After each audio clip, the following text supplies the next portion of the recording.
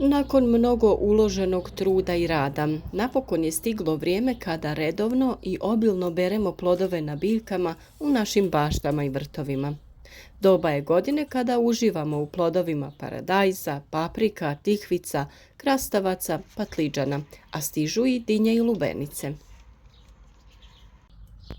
Danas ćemo podijeliti savjete kako da plodove ovih biljaka berete što duže i kako da one i dalje cvjetaju i daju nove plodove. Naučili smo u dosadašnjim video savjetima da biljke treba posaditi na određeni način, pripremiti tlo, prihraniti ga, a i tokom uzgoja biljaka treba im osigurati redovnu prihranu sa važnim elementima.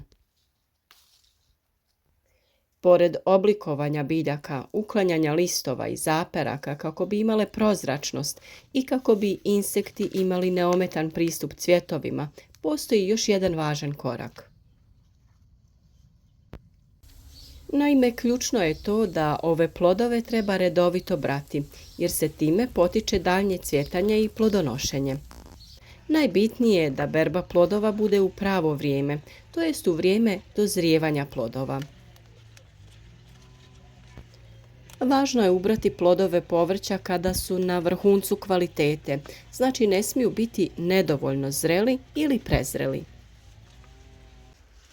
Zrelost predstavlja razvojni stadij s kojim je biljni organ kompletno završio prirodan rast, ravnomjerno sazrio i spreman je za berbu.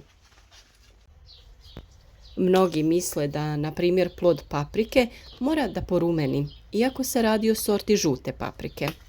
One se beru kada paprike izgledaju karakteristično za određenu sortu, ovisno o očekivanoj boji i veličini. Nema potrebe čekati da porumene i samim tim riskiramo da bude prezrela ili da propadne. Redovita berba jako je važna, a uklanjati se moraju i oštećeni i deformirani plodovi jer oni ometaju i smanjuju cvjetanje, zametanje i rast budućih plodova. Berba se obavlja u jutarnjim ili večernjim satima kada su plodovi suhi. Plodove prilikom berbe treba sačuvati od mehaničkih oštećenja, a one oštećene plodove ne miješati sa onim zdravima.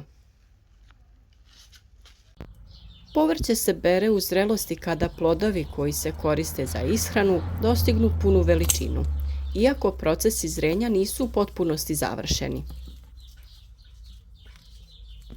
Naime, biljka ima glavni cilj stvoriti sjeme i tada će se fokusirati na rast i dozrijevanje tog ploda, pa neće biti puno novih cvjetova i plodova. U ovoj zrelosti najčešće se bere povrće koje ima sposobnost naknadnog dozrijevanja poput paradajza i dinja.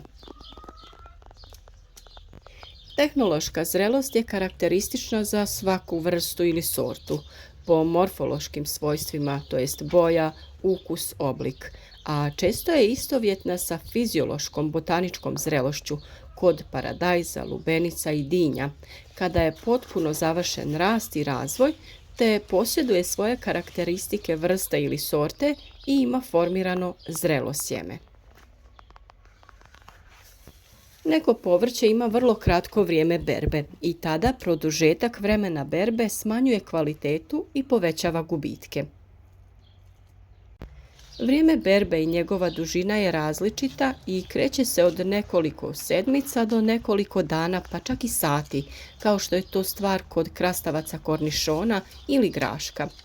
Ukoliko ostavite neubrane plodove, oni će već za par dana jako narasti. Samim tim nameće nam se pitanje kako produžiti plodonošenje nekih od biljaka u vrtu. Na primjer, mahune redovitom berbom puno duže stvaraju cvjetove iz kojih se formiraju nove mahune, a isto vrijedi i za grašak. A blitva, ona će stvarati više novih listova redovitom berbom onih starijih vanjskih listova. Korabica odrezana uz rub zemlje nakon 10-ak dana formirati će nekoliko novih, manjih glavica, baš kao i kupus i kelj, pa ćete imati višestruku berbu. možemo zaključiti da su biljke kojima na ovaj način potičemo cvjetanje i stvaranje novih plodova paradajz, krastavac, paprika, mahune, dinje, lubenice, patliđan, tikvice i neke kupusarice. A ono što je nakon svake berbe vrlo važno jeste to da prihranite povrtnjak nakon berbe. Biljke su za svoj bujan rast potrošile dosta hranjiva iz tla. Pomozite im da ostanu zdrave, bujne i produžite vrijeme berbe plodova. Za većinu povrtnih kultura vrijedi ono zlatno pravilo plodnog tla.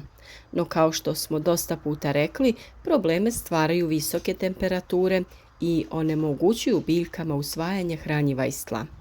Zato je vrlo važno da vršimo folijarnu prihranu, to jest prskanjem preko lista biljci damo hranjiva koja su u ovoj fazi potrebna. Važno je plodovitom povrću osigurati fosfor i kalij te kalcij.